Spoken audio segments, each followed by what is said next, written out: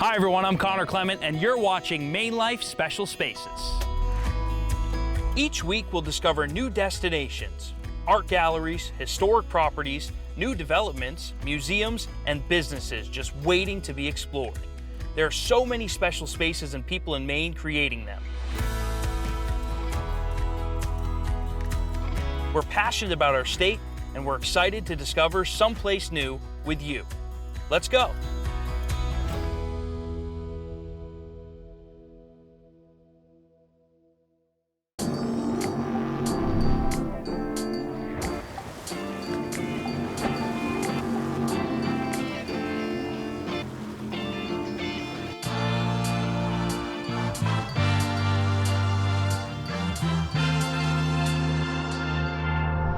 A favorite summertime activity here in Maine is exploring the many forts that dot our coastline. There's something so mysterious about the tunnels and the beauty of the dramatic ocean view. Well, today we're speaking with Stefan, who manages one of the most unique camping experiences in Casco Bay. I can't wait to show you. You must be Stefan. I am. Welcome to Fortland. I'm so excited. This place is incredible. We got Portland right behind us. Let's go check it out. Sounds great. Come on.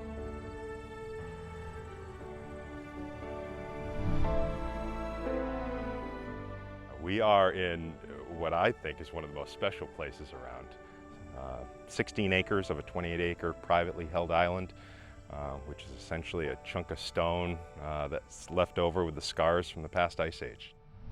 This is the parade ground. So around us we have these 23-foot tall earthen berms. Those are all hollow and have ammunition storage inside, long since emptied. And we reuse this space for community events just like the soldiers used to. The tent we just passed is our community tent. And beyond that, we have a fire pit where everyone gathers together in the evenings. And then just over that berm, like you feel like you're so far from the city, but how far are we actually from Portland? Oh, we're a mile from the mainland and 2 miles from downtown Portland. So close. Yep.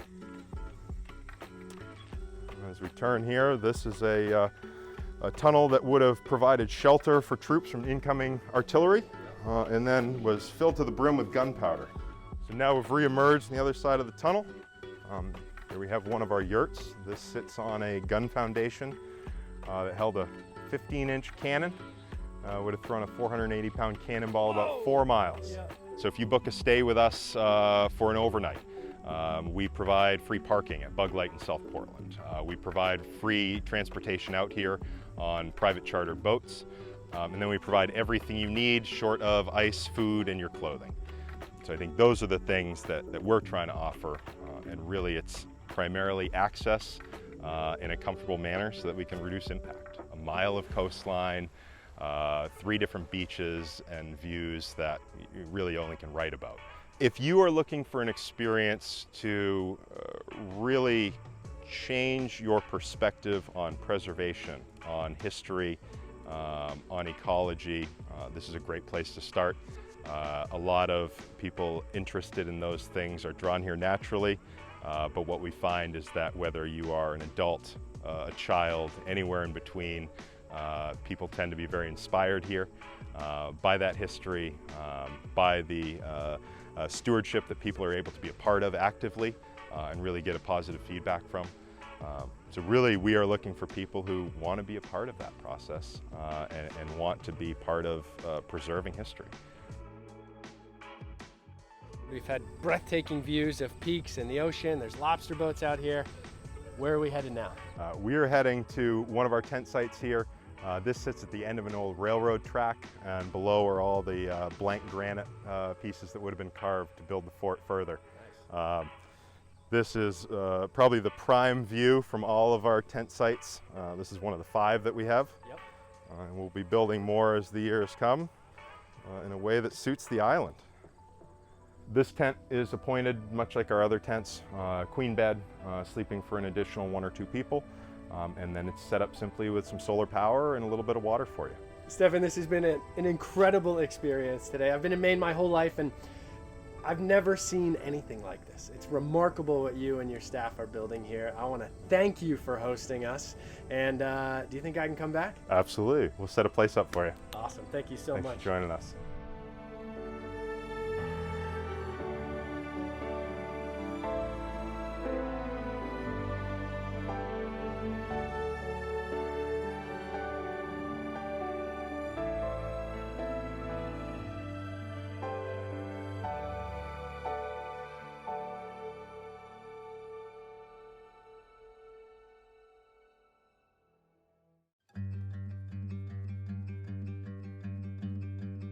Whether you're from Maine or from away, it's always been thought of as a great place to host an intimate gathering, a grandiose celebration, or something in between.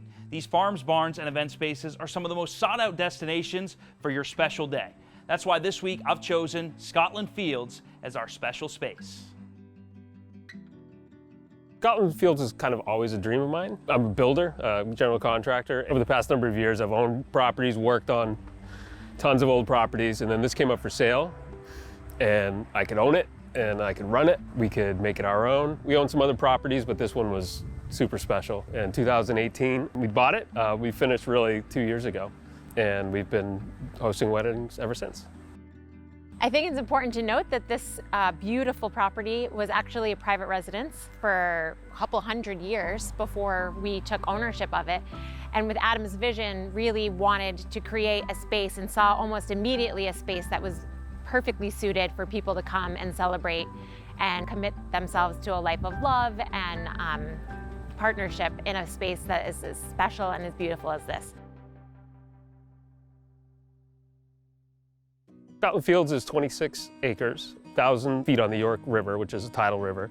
We're really close to York Harbor. There's 3 main buildings, a couple of small outbuildings, but the main buildings are the barn where we generally have all the events in some capacity, whether there's a tent outside or the barn inside. Then there's the farmhouse, and that was built in 1723. A bunch of renovations over the years, as you'll see. And then the bungalow, that was built in 1906. And when you rent Scotland Fields, you rent it all, so you can house up to 24 to 26 people. So the bungalow, which was built in 1906, is a really special part of this property, namely because of the giant wraparound porch that surrounds it, which is at least 15 or so feet deep. In fact, a lot of our couples that come here use the porch for rehearsal dinner, first look.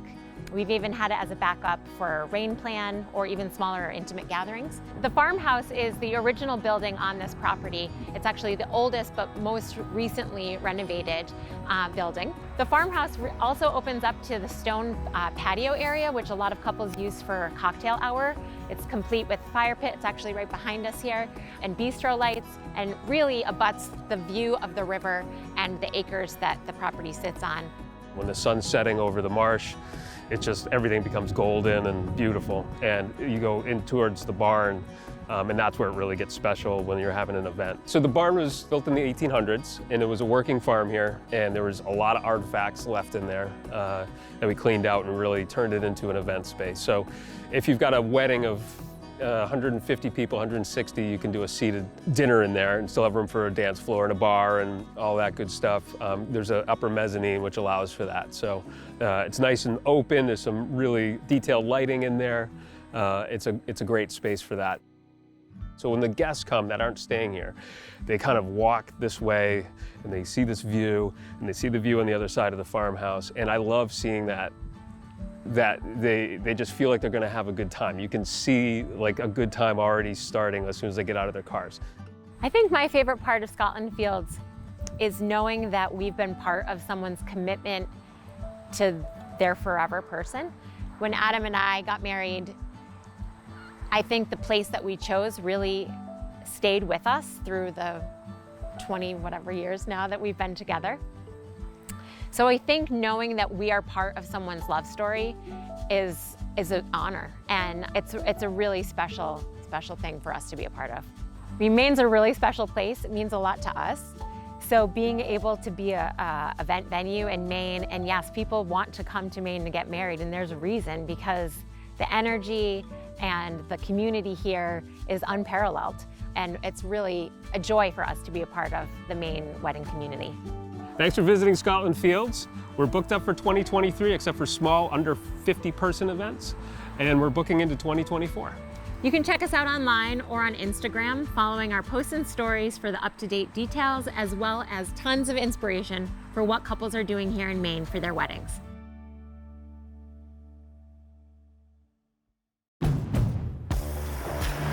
We're bringing the plus side to used car buying with Honda True Used. 10 model years of Honda vehicles, plus 100-day, 5,000-mile limited warranty, plus 3-day exchange policy, plus 1 year, 12,000-mile roadside assistance. Equals the better way to buy used. Don't just shop used, shop Honda True Used.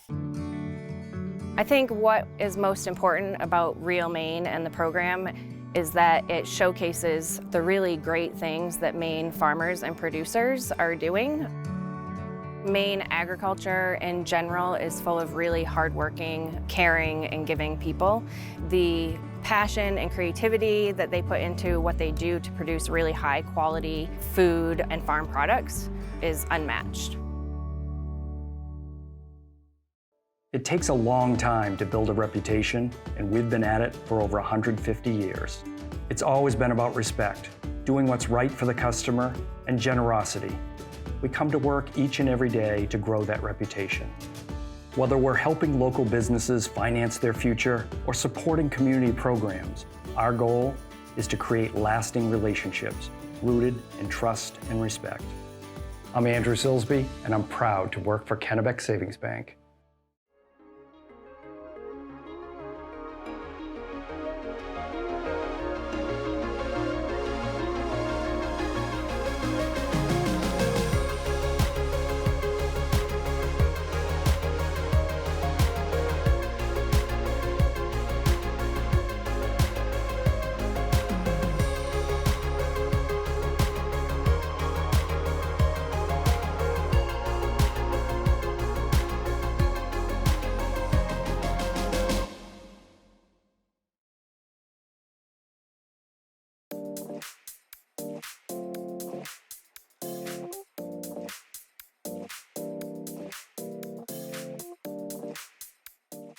Here's some fun Maine trivia for you.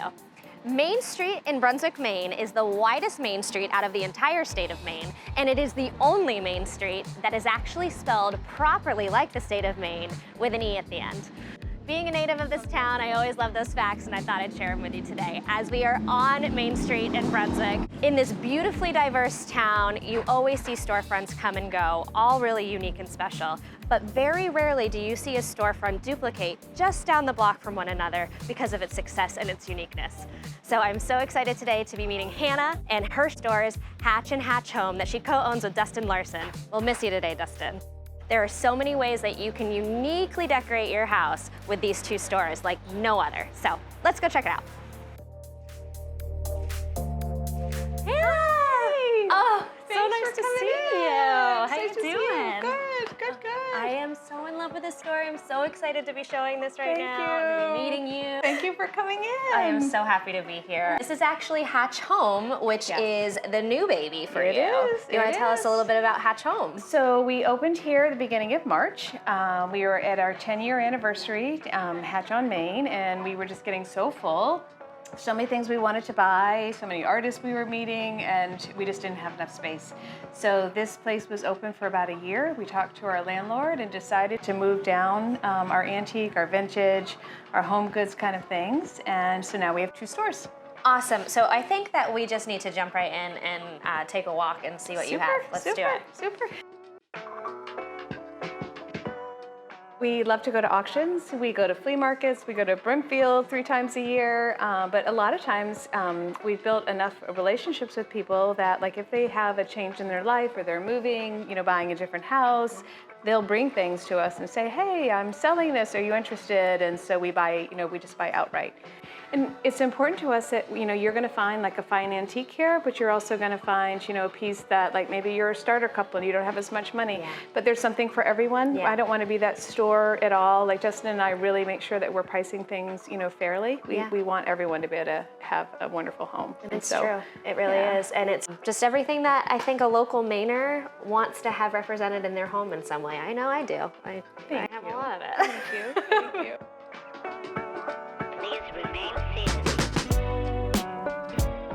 Brunswick is amazing, and part of what's amazing is that it's not just Brunswick itself. You've got Topsham, Bodenham, you've got Harpswell, Bailey Island, all around. Everyone, really tries to shop small, I think, as much as they can. Yeah, and double the fun. You can go to Hatch and then Hatch Home as well. Yes, we do love it when people, we come in with their bag, and we're like, you've been to our other store. We love it. Hi, I'm Tori Barron. I have been working at Hatch since January of earlier this year. Favorite things about, I'll say, working at Hatch first is I love working in a small business owned by women. Brunswick is totally cool to work on Main Street. There's always lots of activity, lots going on. Now, are there any favorites that you can walk me around and show me too? Wow, there's so much. I know, it's like, where to start? There's so much, and I love all of it. So some of the personal products I really like. We have these great soaps, which I also use. Oh, I Casco heard Bay about these. soaps. Yep. Yes. Again, locally made. We have great books that are native to Maine, so a lot of them that are kind of Maine titles. So it's really great that you really have a wonderful blend of considerable amount of local that you can talk about, as well as then products that are to the local brand. Yes. As well as then just really unique gifts that you can't really find anywhere else. Yeah. It's awesome. It's just there's so something for everyone. So the owners do an amazing job finding when they're curating their purchases, there's something for everybody in the store. It's just such a pleasure to meet you. It's so nice to meet you. It's such a treat that you've come in today. Well, it's a treat for us. It's more of a treat for us. So thank you so much. Thank you. See you later.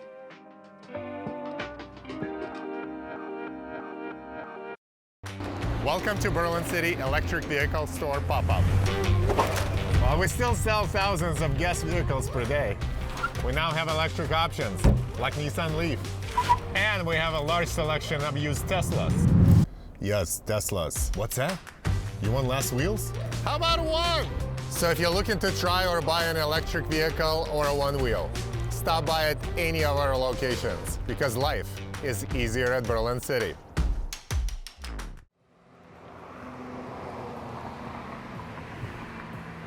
Every time I drive down here on Summer Street in Kennebunk, I'm in awe of these big, beautiful historic homes. Who lived in them? Who built them? And what was life like here in the 1700s and 1800s? Well, thank you to one of our viewers, Elizabeth Spofford, for introducing us to the Brick Store Museum, just a few blocks down in Kennebunk's historic village.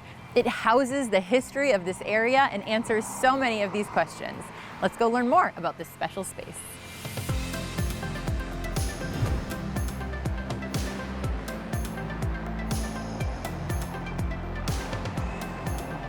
Hi, Cynthia. Hi, Erin. So good to finally meet you. You too. Welcome to the Brick Store Museum. I'm so happy to be here. Let's check it out. Sounds good.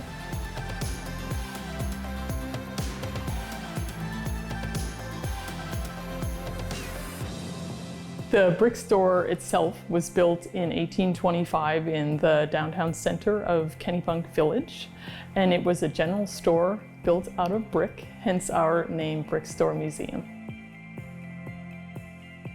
It was built by William Lord. He was a prominent merchant and a shipbuilder, so he used a lot of the goods that were coming back on his ships of the day in the early 19th century and sold them here in his store. The brick store itself closed in the 1870s, and then eventually it was passed down in William Lord's family and inherited by a woman named Edith Barry. She was an artist. She was William Lord's great-granddaughter, and she felt that this town needed a museum that celebrated art and history. So she opened the museum in 1936. And what we love about that is that she was one of only 21 single women in America that opened a museum with her own money. And out of 35,000 museums that exist today, we are pretty proud of that. The Brick Store Museum has about 70,000 objects, all related to Kennebunk, Kennebunkport, and Arundel. And that's the basis of the collection, but sometimes we work on exhibits that stretch beyond our local community. So the one behind me is by a woman artist from Cape Cod.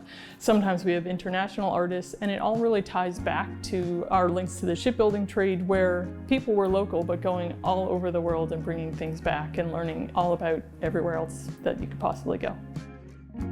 So we're up here in our Sea of Stories exhibit. One of my favorite paintings in this exhibit is Mrs. Charles Dummer Barry. Her name was Ida. And what we've done in this exhibit is paired portraits with letters that these people actually wrote to give them more of a personal feel other than just staring at a piece of art on a wall. Sure. So her letter, she has written to her husband, and it was in the kind of 1915-16 area.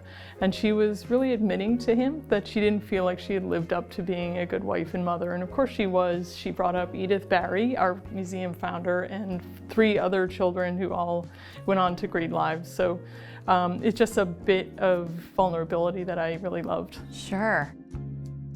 This gentleman, his name's Captain James Fairfield, and his portrait was painted in Europe. He was a captain, and he sent it back to his wife on a ship which sank. So this was supposed to be at the bottom of the ocean, but it floated in its own little leather carrier, and another ship picked it up and only knew to deliver it here to Kennebunk because of the little letter that he has in his hand. It says Kennebunk, Maine.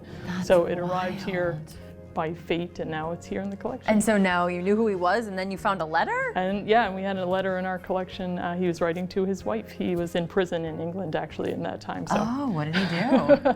It was the War of 1812, so he was a soldier who was imprisoned there. Of course, yeah. Neat. Do you love the history here? It's amazing just to look at, you know, these letters or anything else that we have in the collection, just to hear and listen to the stories that are told through their own words is really amazing. It really brings to light how we all share experiences, even if we don't know the person that lived 150 years ago. They experienced the same things as we did, and hopefully we can learn a little bit from them. I love it. Well, thank you so much for the tour. I can't wait to come back and take it all in and bring more people. Thank you.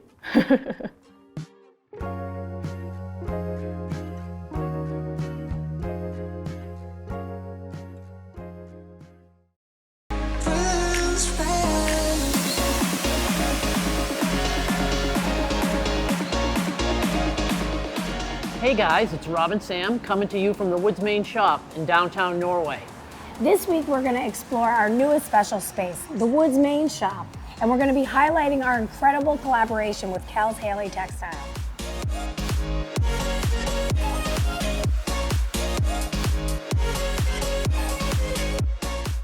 The Woods Maine shop is a collection of beautifully curated goods inspired by lake, camp, and home life. We design all of our apparel, bags, and curate the rest of our collection. Designing a home collection has always been a dream of mine, and last year we took our first steps in building out our tree home collection, inspired by the woods of Maine. Designed for durability, comfort, and luxury, we enlisted the talents of Kells Haley to help us create 2 signature textile patterns. Last summer we introduced our Loon and our signature 3 Pines pattern. We have applied designs to our indoor-outdoor pillows that are hand-sewn in Fortland, our sea bag handbags, birch trays, and coming later this fall, one of our most exciting collaborations to date, the Woods Maine 3 Pines blanket by Chappie Wrap.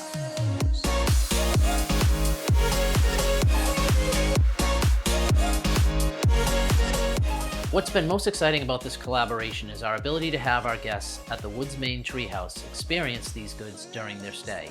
From the pillows to our sea bags, our guests are able to touch and feel the luxury of our collection.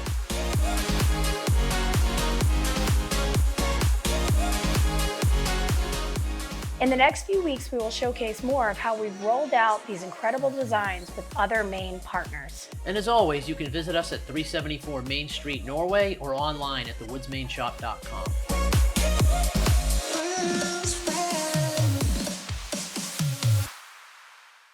That's a wrap on this episode of Special Spaces. Thanks for tuning in. Thank you to our sponsors and to News Center Maine. Be sure to follow us on Instagram and Facebook at MaineLife Media, and we hope to see you next week.